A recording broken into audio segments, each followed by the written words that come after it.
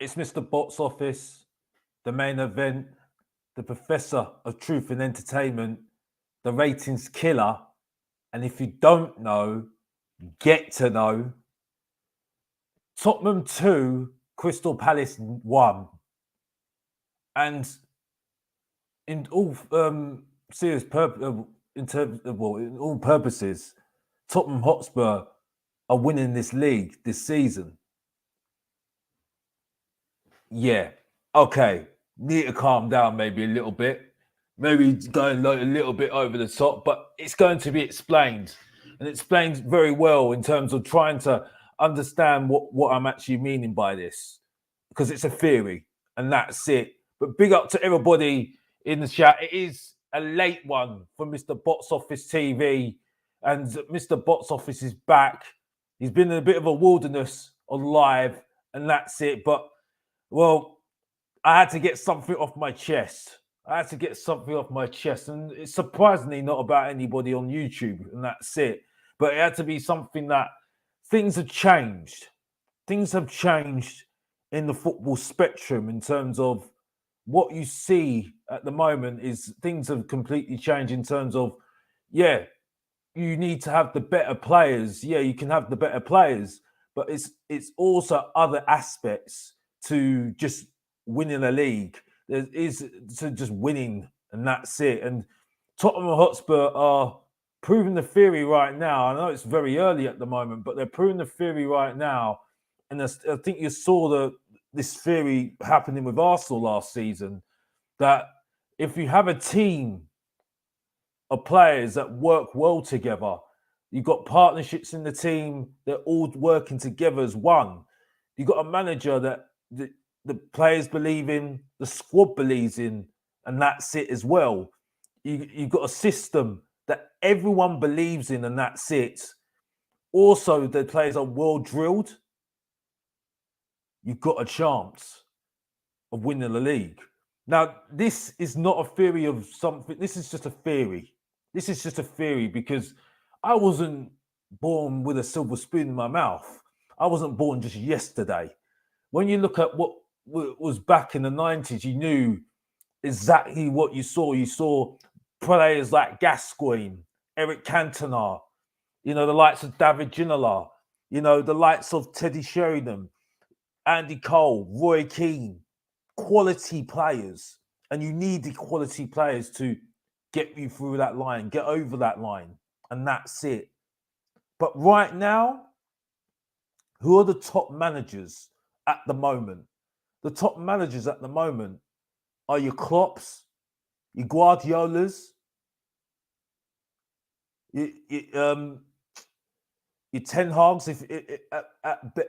Well, not at the moment, but Ten Hag has looked as a great manager. Your Pochettinos, your Mourinhos. Those sort of managers are the ones that play to a system.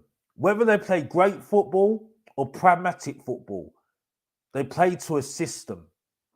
Now, you've got to have that tactical nous, yes, but you don't see the individual anymore. It's always about the team. It's always about the team. And what you're seeing with Tottenham at the moment, you're seeing with the team at the moment. Back in the day, you saw teams out there that were winning leagues because of players, individuals. Individuals were the main people that were the crucial part of a reason why players and teams end up winning trophies. It will be because of an individual or two individuals, or maybe a whole heap of individuals that work one as well as one, but they had a bit more quality. Now, looking back at that now, those players are not existing anymore. And those players are you can't do that, especially in the Premier League now. You need you need to have a team now that work well in a system, that believe in that system, well drilled in that system. And you can see that with a guy like Pep Guardiola, who drills his guys to win. And that's exactly what Tottenham Hotspur are trying to do with Ange Postecoglou. Now, me saying this, everything still stands what I said about what I think Tottenham Hotspur need to go through before I start believing in this process. Absolutely 110%. But I'm not just saying this for Tottenham Hotspur, though. I'm saying this for any team in the Premier League. And someone will say to me, oh, yeah, well, what about Brighton? What about Brighton right now? They play great football. They've got a great system. They're always up there. Well, do they have a goal scorer? And the answer is quite easy. No, they haven't got a goal scorer.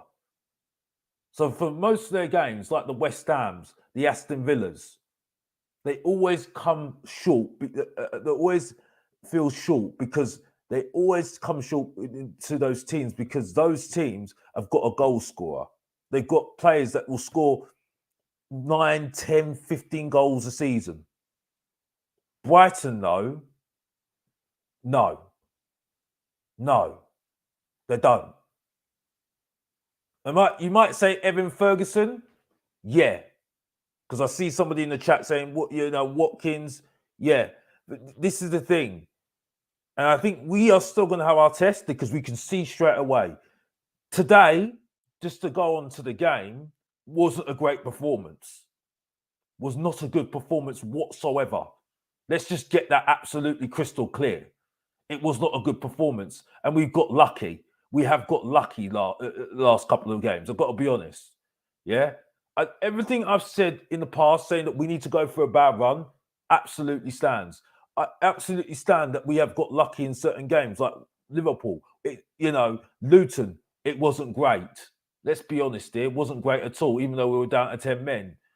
Like Fulham, second half was boring, really boring.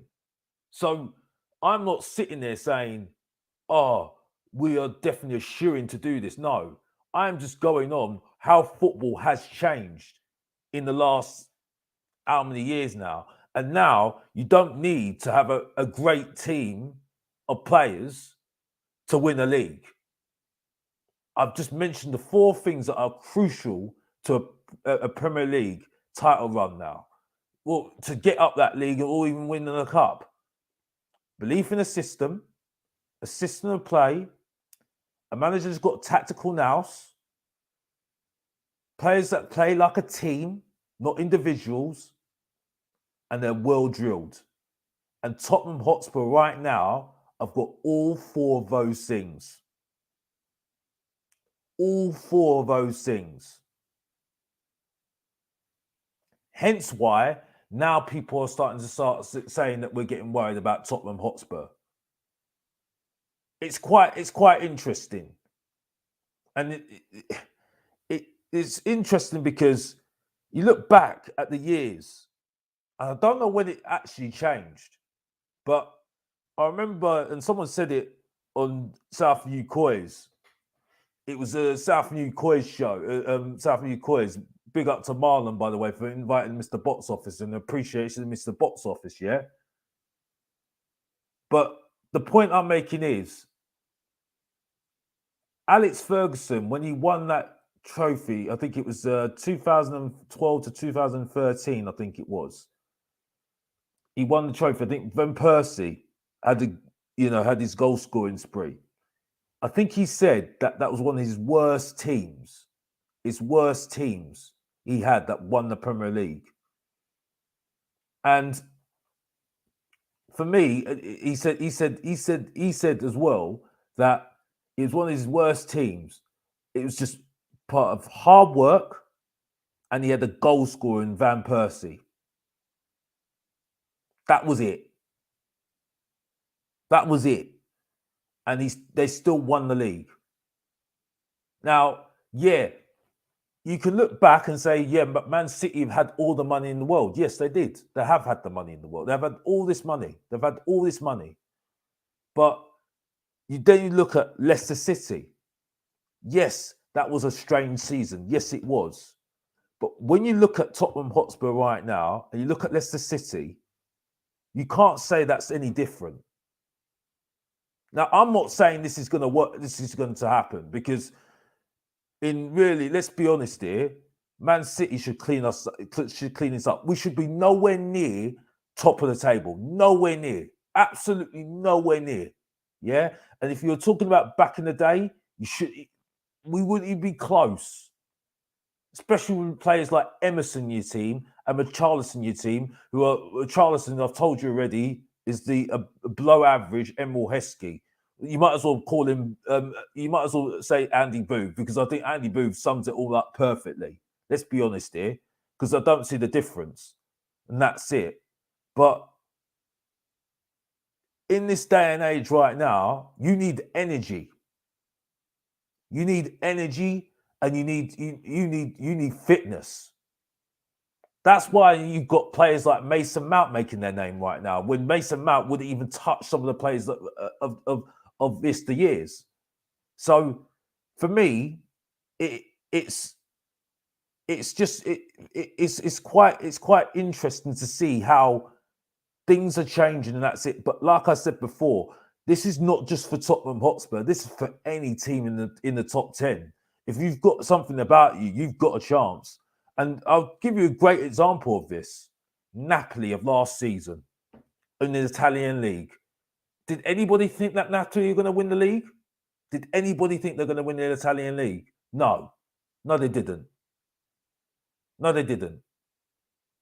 Because they had a manager that they believed in, that played good football, had a system in place where he had players that played to his system, that he brought in players that worked to his system. The belief, he drilled them. The manager had a good tactical nous as well. And look what happened. He ran away with the league. Absolutely ran away with the league.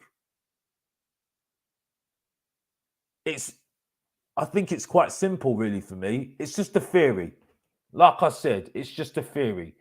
But back onto the game, because I wanted to go on to that a little bit later, but it's not worked out. It's very late in the day. I don't know how long this is going to be, because I just wanted to get this out. It's going to be more of this. Mr. Box of Unleashing, that's it. So keep liking, subscribing, and put your notifications on, and that's it. But on the game, I have to say this. Again, the goalkeeper had an influence on the game. Made the save in the first half. Davis, I've got to be honest, he struggled. Really struggled. You know, I think for me, I mean, Emerson coming on. I mean, I don't get Emerson. I really don't. I don't feel comfortable with him doing this inverted winger, and he just make it in fullback, and he just looks like he keeps on losing the ball and making mistakes. And I think if you give him too much to do, he just gets flustered. I still say about Van der Ven, yeah, he looks very accomplished. Yes, he does, and he does, and they do work well, Romero and Van der Ven. But the problem I have with him at the moment is that I do think Van der Ven and his pace gets him out of trouble too many times. And I think he'll get caught out. Absolutely, 110%. 110%. He'll get caught out, and that will be a problem for him next season. In the season, I think. And I think it is coming. It is definitely coming with him. Definitely. The midfield, we were very slow. You know, I think until the goal, which, let's be honest, Crystal Palace should have scored before the goal, but they don't have any strikers. That's why I said I was confident saying that it's going to be 2-0. I got half of the scoreline right. Let's be honest, but it just wasn't. You know, it was an own goal that really kind of helped Tottenham. It helped us a lot because it got us going. Ward was kind of just a bit lackadaisical, just ended up putting in his own net. and that kind of helped us. And Palace didn't offer anything after that. They kind of were still going, being really deep, and that was it. They weren't looking to attack us, or weren't looking to press us, or weren't looking to do anything. And then it was ending up just Tottenham just passing it, at the back, and that's it. There was a couple of times that Vicario was just passing it to Romero a few times, and that was it. And there wasn't anything different about it, and that was it for me. So I don't know what else to say really. But it was just very confusing. But we still got the result. I've got to give props to Johnson showing what I mean by tactical. Postecoglou tactically is somehow getting through games and making the right substitutions at the right time, and that was a good example of that. He brought on Johnson and Højbjerg, and then when Johnson had these influence to help Son score the goal, and that was game over basically, and that was it. Now, yeah, the goal that Crystal Palace scored, Jordan Ayew scored. I mean, that was not a good goal. Poro, lack, not very good defensively, not very good at all. Not being aware that Ayew was there behind him, and that's it. But we got through the game, and that's it really. Which was a tricky game, and that's it. So it wasn't a good performance, and that's it. No, it wasn't. And we got harder tests, and I tell you now, Aston Villa, West Ham, those teams will be tricky. Will be tricky for Tottenham Hotspur. You got Watkins for a start for Aston Villa. So if Van der Ven makes a mistake and Romero makes a mistake, you know Watkins is going to be there to punish you. And that's it. So there are more tests coming up, and not to mention Manchester City. So, and this is the thing. It's just there's so much variables you've got to have to see whether Tottenham Hotspur are going to do well in this league this year. I still think it's a build, and that's it. I don't think we should be anywhere near the top. But because this league is so bang average, when you've got only just Manchester City and Arsenal for me, maybe even Liverpool, you could say as well. But really, it's not a great league. And that's why I'm coming up with this theory that you don't really need the best players to actually. You just need a good 11, great 11, a relatively good bench, and a team that work well together to really, really have a go at the league. Unfortunately, for a lot of teams, though, you've got Man City that have those special players, like Rodri, for instance, who make them tick. And, that's where we have the problem, and that's it. And I think that's when they when Manchester City come to the party, last part of the season, business end of the season, don't you? So this is the thing. It's a lot of things, a lot of variables have to come together to see whether a team can really go for the Premier League. But as you've seen before, if you have those four variables, I think you can still challenge right now in this era, and that's it. Now, we move on to and also I need to also mention this as well. I saw Bentancur came on, and I saw the celebration about that. Now that's going to be an interesting one. I think Tottenham fans have hyped this guy up so much, that he's coming back, that we have to wait and see whether this guy is going to be any good. We'll wait and see whether he's recovered fully from his knee injury. I think there's a lot of people out there that are really hyping this guy up to the highest order, and I think, yeah, he was okay. He was good. He was good. He was good to a point. When he was before he was injured, he was one of our main players. Yes, he was. But I think we've got to really curtail our expectations on this guy. Uh, it would be interesting to see the partnership with him and Bentancur, Basuma. I mean, it would be very, very interesting, especially with the likes of Madison around him, who for me, he hasn't had his best games the last couple of games. I've got to be honest, but he's had an effect, and you can see the influence he has on the team. He's a very much a player that thinks for himself and gets going, and that's it for me. So it's a lot. There's a lot to go. There's a lot of things that he needs to happen for me before we can go over the top about Bentancur. And I think a lot of players need to step up.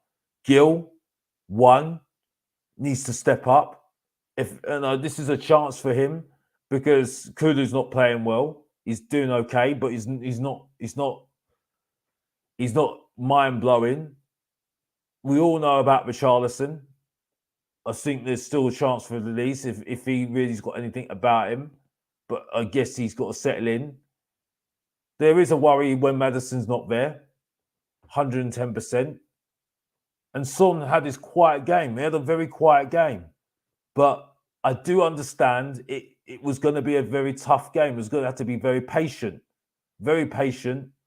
And we ended up winning the game because we were patient. But again, I'd still repeat myself. If Palace had a striker that could score goals, we would have been in trouble. Because really, they should have scored with the chance that they had. They're better chances than us. And we're just clinical on the day, and that's it for us. And that's it. So this is just a short stream because it's so late at the moment. It's 2:00 in England, the UK time. And I'm going to have to wrap this up soon. But you will see more of me where we're going to really delve into what I'm talking about really what I mean by why I think the football has changed and why I think teams now like Tottenham Hotspur are got a shout of doing well in leagues now because of the change in football, and that's it. So hopefully you understand what I mean by us doing well at the moment and why I put that theory out. Why I put that theory out right now. It's not about putting my chest out and saying I'm just backing my team and saying it needlessly. No. I'm looking back at history and saying, well, if you look at the history books and seeing some of the teams that won the Premier League before, you see more world-class players in those teams that had absolutely fantastic skill and that the quality there to this era where you don't see those quality players. You don't know how many world-class players are actually there at the moment. And no one can tell me how many world-class players are out. Is there any world-class players anymore? You can't really say anymore because world-class is thrown about a lot of the time with players. And I don't think there's a lot of them now. I don't think there are because one, they're not consistent enough. Some of them just have one-hit wonders. Some of them are too one-dimensional. They do something one season and then they don't do another season, and that's it. And it's just ridiculous, absolutely ridiculous. And I think that's why I say that this is a very systematic Premier League where the managers have got more influence on the results and whether they do well than where they were before, because the players now are more regimented into a system. Hence the fault of someone like a Rodri hence the thought like someone like a Odegaard, where I don't think Odegaard is a player that I rate because I think he's told what to do rather than he knows it up there. Madison will do it himself because he's got it up there. He knows he's got the picture already. No one telling him what the picture is. He knows he's got that forward thinking. You know, when you talk about the players like, and I'm maybe just going on a little bit too much, but it is late at night, so do forgive me. Mr. Box Office story time, you're getting it free of charge. So just like and subscribe and just appreciate that when you talk about the players like I mentioned before, and like the fact that you had Dennis Wise, you had players like I mean Guardiola, you had Puriel as well, you had Modric, for instance, you know, Paul Gascoigne, you know, you had the Vinny Jones, Balotelli's, you know, David Ginolas. You know, they had a picture in their head, and you wouldn't, you know, you wouldn't regiment them to just one role, wouldn't you? You give them a free role, you see, and they're the ones that would have the influence on winning games and maybe even winning championships. Unfortunately for Tottenham Hotspur, David Ginola didn't get that opportunity. He didn't do that. You see what I'm saying? But you see with the fact that you had Teddy Sheringham for Manchester United and Ole Solskjaer for Manchester United as well. You know, they had influence on winning games. Steven Gerrard, for instance, he helped Liverpool win Champions League. You saw Lampard, Didier Drogba. They were influenced on winning championships for Chelsea. You know, those sort of players had the biggest influence on the team, and it was mainly because of them, because of those influences, and that's it. It wasn't just about the team; it was because of those individuals. Right now, you don't see that at the moment. It's about a team. If you don't have the team, because you see some of the good clubs, the big clubs at the moment, and I'm just trying to wheel off some of the big clubs at the moment. I'm just trying to find it out at the moment. Let me go back to the league. Here we go. Let's go back to the league. Here we go. So I can just prove my theory just a little bit more. Go back. Here we go. All right, let's look at the standings. Okay, so we've got so you've got at the moment you've got Brighton, for instance, at the moment that you know they don't have you know they've got good players, but they work well as a team at the moment. You got Newcastle, perfect example. Who is the best player at Newcastle at the moment? Who are the best players at Newcastle at the moment that, you know, who are world-class players at Newcastle at the moment? That's what I'm trying to say. Is there any world-class players? No. But they work well within a system of Eddie Howe. And that's why they are very effective.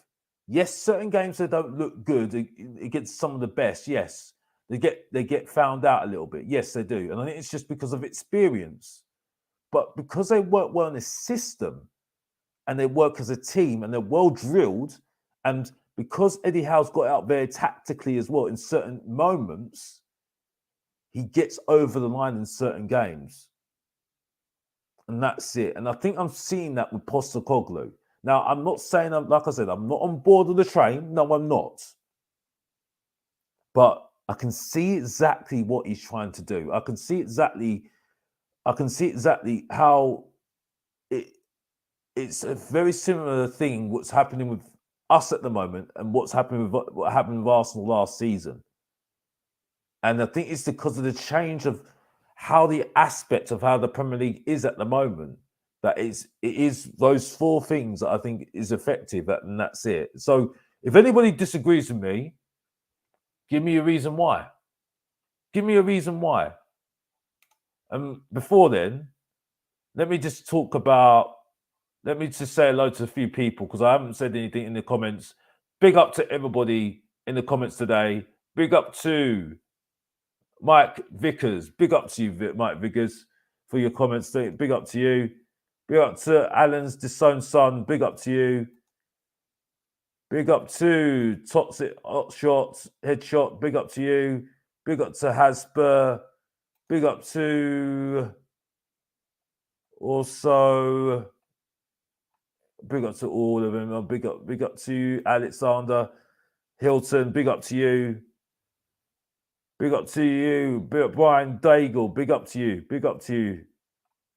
Big up for the support. Big up. Big up to Magic. Big up to you. Big up to you. Big up to you, Sean Links.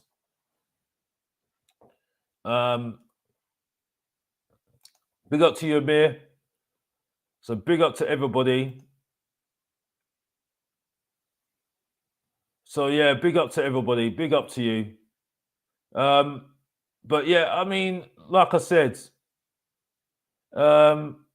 you know, for me, it's not just the thing is though, it's not just about, it's just being honest. I'm being honest. You know, the thing is, one thing I will say this right now, because I come with this theory because I listened to Tottenham Away, and it was a very good episode with him and Sean and them lot at Tottenham Away. Lee, who is underrated, I've got to be honest, very underrated.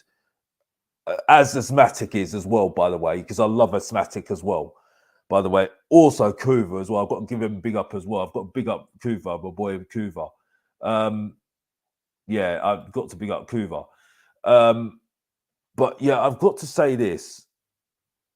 Sava is spot on what he says, that it's completely different, like I said, and he explains it perfectly.